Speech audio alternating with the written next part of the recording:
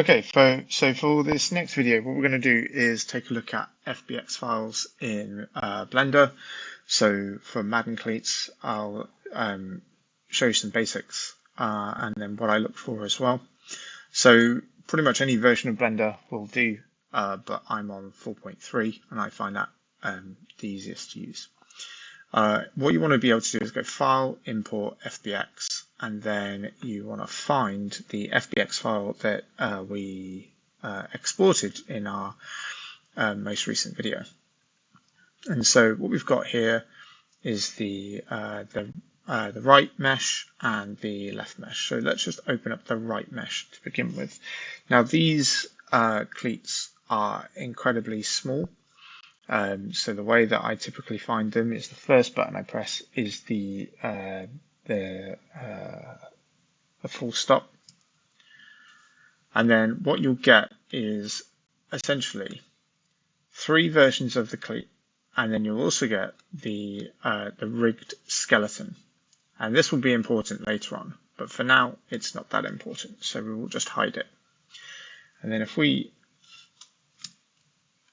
zoom in on these 3, and then if you hit N and then view and then change your clip start to 0.00001, you'll be able to zoom right in without any clipping. Now you can see that like with this cleat, you've got a few different models enveloping each other, and so we don't want to work with those. But what essentially you have with these 3 within the reference tab is 3 different versions. So player shoe are LOD0, LOD1, LOD2. If we hide all of them and just open up LOD2, you get to see that it's an incredibly basic 3D model. And then LOD1 is a slightly more detailed version. And then LOD0, which is the most detailed version and the one that we will be focusing on. You can move around using some of your hotkeys, so 1, 2, 3, 4, 5, 6, 7, 8, 9, just to get like a full scope. And then you can just use your mouse wheel to move around. Now, if you wanted to, you could call this collection right cleat, and then you could open up a new collection and call this left cleat. And then what you could do once you're in there is go File, Import, FBX, and then open up the left mesh as well. And then just, run the same process. So let's get rid of that reference, get rid of LOD2 and LOD1, and then you've got both of them side by side, if that's how you'd like to work as well. Some of the other tabs that will be important will be the UV editing page. And with that highlighted, you can zoom in there. Let's just change the viewing angle on this one as well, so it doesn't clip. There we go. Your UV editing map will show up there eventually. I'll take you through that. You've also got texture paint, where we can do some manual painting and adding some stencils. Let's just change this environment as well. And then shading. The shading tab is really, really important because this will show you how it will look specifically in game. Typically, I will go in here and get rid of the world opacity, and then I'll also get rid of the grid lines so we can see what we're working with. When you've got this right cleat highlighted here, so the LOD0, in order to have the texture files ready to go, the ones that we exported in the last video, you can hit New, and then what you want to do is add first of all, go add vector normal map, and then connect normal to normal, and then add texture, image texture, and then go color to color. And then what we'll do is open up our normal file, and then we can see that we've now applied the norm, which, as we said before, is like the texture. So we can see the difference between the left one, which is completely smoothed out, to this one, which has got all the textures applied to it.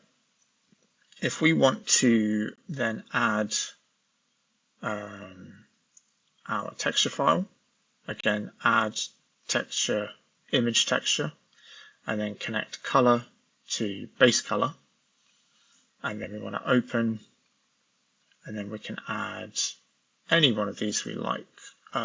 Let's use this one for the time being. And then we can get a good 360 view. So we can see how the sole plate works, how the studs work, and as we discussed, the impact of whether or not it's pink, blue, red, or green, and what colors they will show up in game. And then very quickly, if we wanted to do that for the left one, we can as well. So again, just highlight that. You could copy and paste from one to the other, but just to show you, so you can go vector, normal map, normal to normal, add texture, image texture, Control C, Control V, set that color there, add that color here, and then go norm there, open this up, and then we took this one, didn't we? Now the only other one that you could add, if you wanted to, would be another texture file, and then this is the lighting file, so the RSM.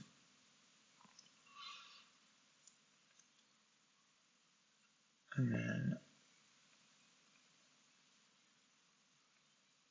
what we can do is apply color to alpha. Oh no, forgive me that. Alpha to alpha. And then go in here and do the same again. So color, oh sorry, texture, image texture.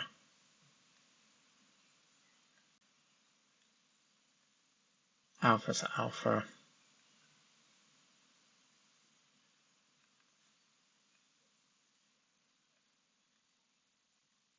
And then connect normal to normal. So there we can see the impact of the lighting on there as well.